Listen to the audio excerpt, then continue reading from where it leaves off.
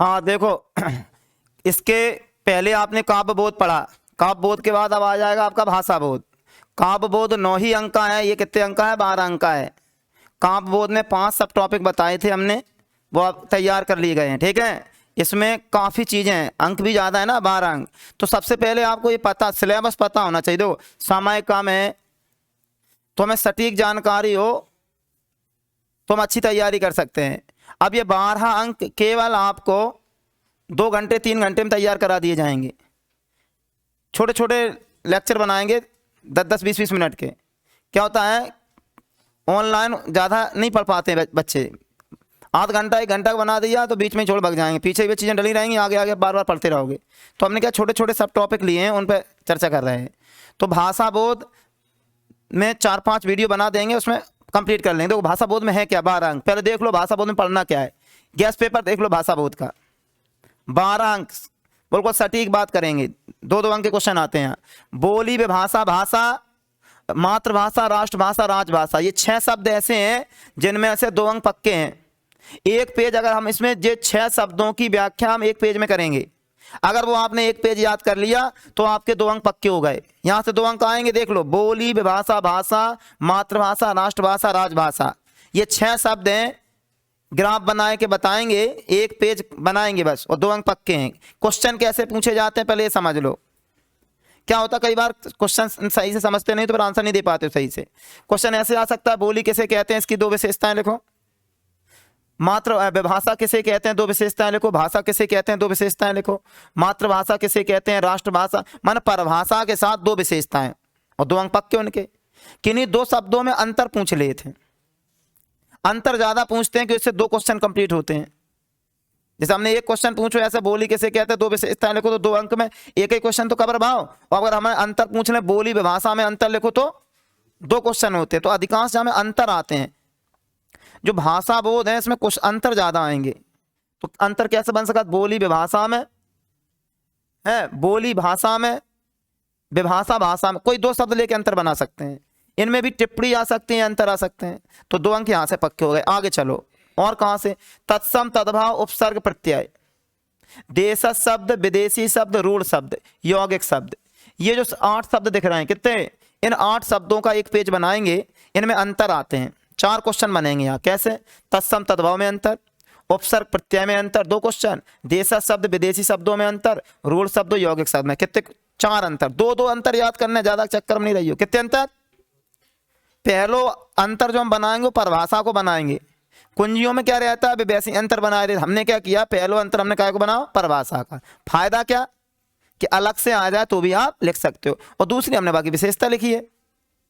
तो जहां से अलग से भी आ जाए तो भी लिख सकते हो, अंतर आ जाए। केवल 1 पेज बनाएंगे इसमें, कितना? 2 पेज, कितने अंक हो गए? 4। माना हमारे 1 पेज में 2 अंक पक्के हैं। 12 अंक हैं, कितने पेज याद करने? 6। आपने हमारे 6 पेज याद कर लिए, मतलब 3 पन्ने, कितने?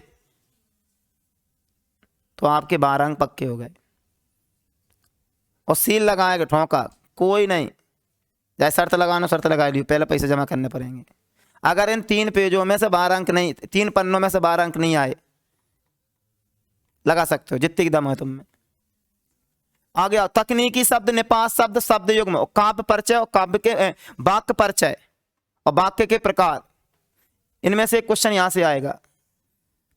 शुद्ध वाक्य रचना, वाक्य परिवर्तन, मुहावरे, कहावत, इनमें से क्वेश्चन आ जाता है।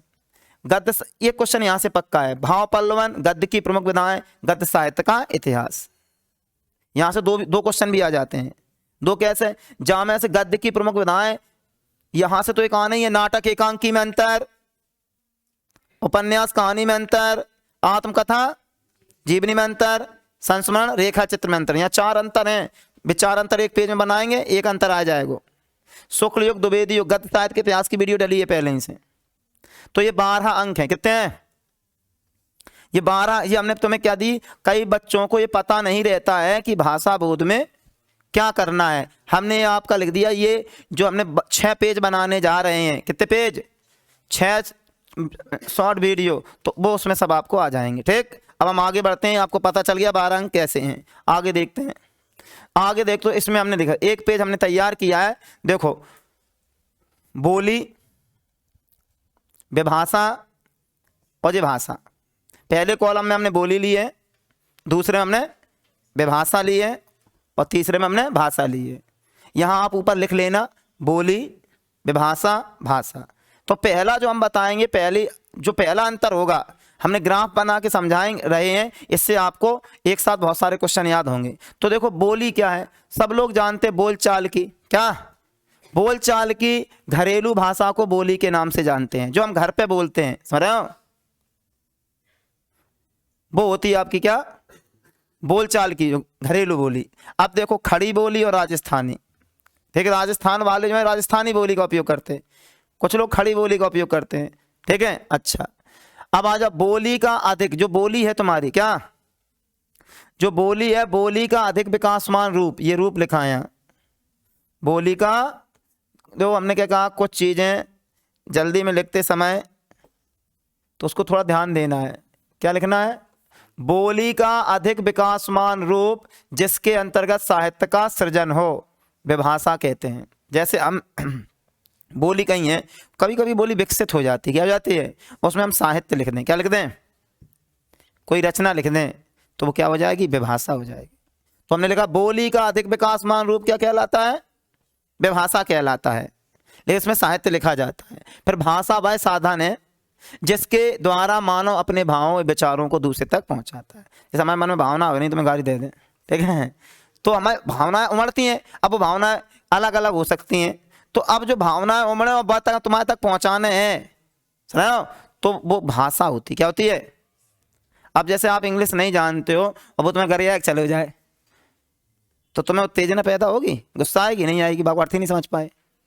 तो भाषा एक साधन है, भाषा क्या है, एक जिससे अपने भावों को दूसरों तक पहुंचाते हैं, ठीक है। तो वो परिभाषा बन गई, भाषा वह साधन है जिसके द्वारा मानव अपने भाव एवं विचारों को दूसरों तक पहुंचाता है। तो फिर एक बार देख लो, हम रिपीट कर रहे हैं तीनों चीजें, बोलचाल की घरेलू भाषा, बोली के नाम से जानते हैं। बोलचाल की जो घरेलू भाषा होती है, जो हम घर में बोलते रहते हैं, वो क्या है, बोली है।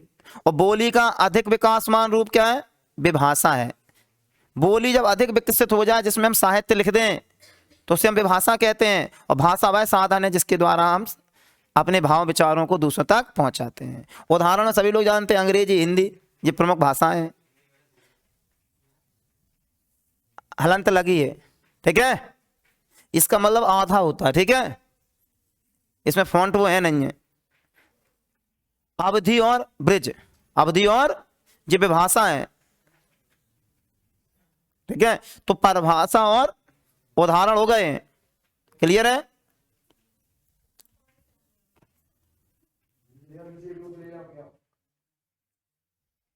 आगे देखो, इतनी बात क्लियर हो गई है। आगे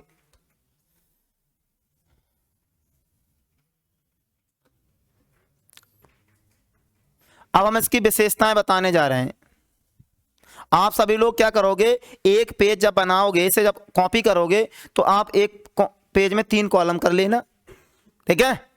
पहले आप परिभाषा, दूसरे पे उदाहरण, फिर उसी के नीचे विशेषताएं जोड़ लो। तो एक ही पेज तो होगा, एक नहीं, आधे पेज में ही आ जाएगा, ठीक है। उसी नीचे वाले पेज में हम तुम्हें राजभाषा, मातृभाषा और राष्ट्रभाषा को बना देंगे। और ये 6 शब्द ऐसे हैं जिनमें से 2 अंक पक्के हैं, सरल हैं। कई बार क्या अपन सरल चीजों पे भी ध्यान नहीं देते हो, नंबर कट जाते हैं। अब जैसे कई लोग सोच रहे हैं निबंध पत्र का जी कहाँ है, ये तो लास्ट में देख लें, कठिन चीज देख लें, और आ से आते आते आते लास्ट आ जाएगा। फिर तुम सोचोगे यार ये तो हम बना देंगे वहाँ है, और फिर वहां पे फिर गप सड़ा का, फिर वहीं नहीं देखोगे, वहां निबंध तो हम लास्ट में लिखेंगे, पहले हम और कर लें। फिर जल्दी जल्दी में आप निबंध लपेटते हो, पत्र लपेटते हो, जिसमें आप नंबर ले सकते थे थोड़ी मेहनत में, उसमें भी आपके नंबर कट जाते हैं, पूरे पूरे न मिलके आधे आधे मिलते हैं। जो चीज़ें निश्चित हैं उनको पहले तैयार कर लें, जो चीज़ें अनिश्चित हैं उनको बाद का तैयार करें। अगर आपने शुरू से नहीं पढ़ा है तो देखो, पढ़ाई के अलग अलग माध्यम है।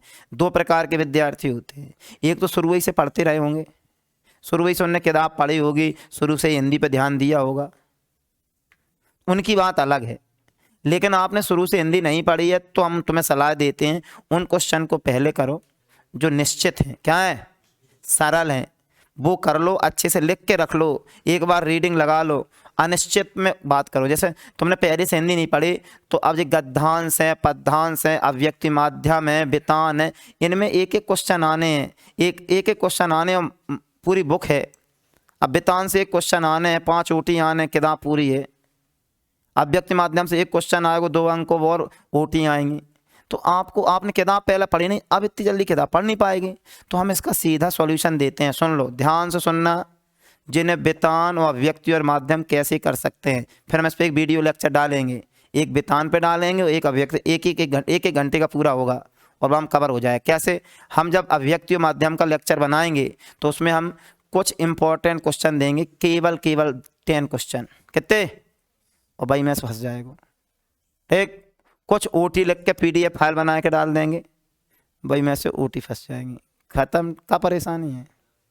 कुछ डर है कि माध्यम वितान सबके हम बना के जिसमें अनलिमिटेड चीज है वह हम लिमिट करके डाल देंगे, उतना पढ़ लेना, काम हो जाएगा बस। ठीक, एक गद्य का, एक पद्य का, एक वितान का, एक अव्यक्ति और माध्यम, 4 लेक्चर आएंगे। कितने? उनकी ओटियों की PDF फाइल आ गई, आप उसे तैयार कर लेना, बाहर नहीं जाएगा। तो उससे डरो नहीं, ग्रामर पर ध्यान दो, ग्रामर निश्चित है, उस पर पहले ध्यान दो। आगे देखते हैं, बोली, विभाषा और भाषा। देखो बहुत सिंपल है, केवल सुन लो, याद यही हो जाएगा ऑन द स्पॉट, ध्यान से सुनना है। बोली में साहित्य अलिखित या न्यून होता है। बोली में कभी साहित्य नहीं लिखा जाता है। घरेलू जो बोली होती है उसमें साहित्य हम नहीं लिख सकते हैं, सीधा कह देंगे, पहला पॉइंट बनाएंगे, बोली में साहित्य अलिखित है या बिल्कुल न्यून है। न्यून बोला एक आध कोई लिख दे तो लिख दे, नहीं है ही नहीं है।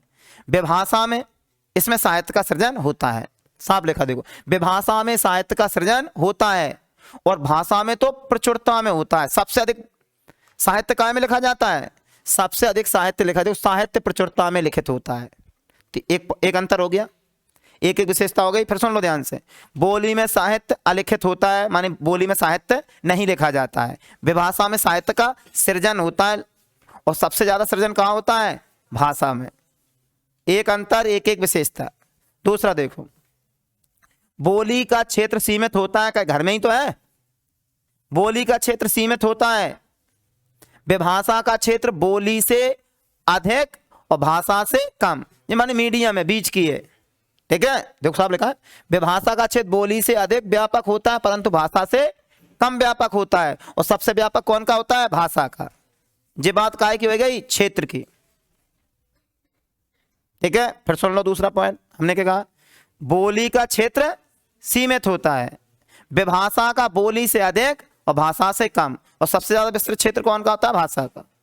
आगे देखो, बोली में भाषा का समावेश होता है। यहां बोली लिखी है, रोली नहीं है। ठीक है, यहां क्या करना है? बोली में भाषा का समावेश नहीं होता है, लेकिन भाषा में कई बोलियां होती हैं। जब भाषा होती है कई बोलियों के मिलने से बनती है, तो लिखा भाषा में एक से अधिक बोलियां होती हैं। अब जब बीच की है, किसी प्रदेश के बड़े हिस्से में सामाजिक व्यवहार में प्रयोग की जाती है। तो तीसरा अंतर भी क्लियर है, सुन लो ध्यान से दोबारा। हमने क्या कहा? बोली में किसी भाषा का समावेश, ये छोटी चीज है, और भाषा में कई बोलियां सम्मिलित होती हैं। जबकि विभाषा मध्यम है, एक प्रदेश स्तर की है, किसी प्रदेश के बड़े हिस्से में सामाजिक व्यवहार में प्रयोग की जाने वाली है। आगे देखो, यह बहुत कम विकसित है, ये मध्यम विकसित है और ये पूर्ण विकसित है। एक हमने पॉइंट क्या को बनाया था? विकसित को। सबसे कम विकसित कौन होती है? बोली। मध्यम विकसित कौन होती है? विभाषा। सबसे ज्यादा भाषा। अंतर होगा ये। अब इसमें देखो, एक पेज अपन ने याद किया, क्वेश्चन जहां में बन रहा है 5-6। पहला सीधा सीधा, बोली किसे कहते हैं? विशेषता। विभाषा किसे कहते हैं? विशेषता। भाषा किसे कहते हैं? बोली भाषा में अंतर और बोली विभाषा में अंतर, विभाषा भाषा में 3 अंतर, 3 परिभाषाएं। 6 क्वेश्चन तैयार होते हैं एक पेज में। हमने क्या किया? बस गागर में सागर कर दिया, जो आधे के दर डाला था हमने छोटा कर दिया है। ऐसे हम 6 पेज ले आएंगे। कितने? नोट कर लो।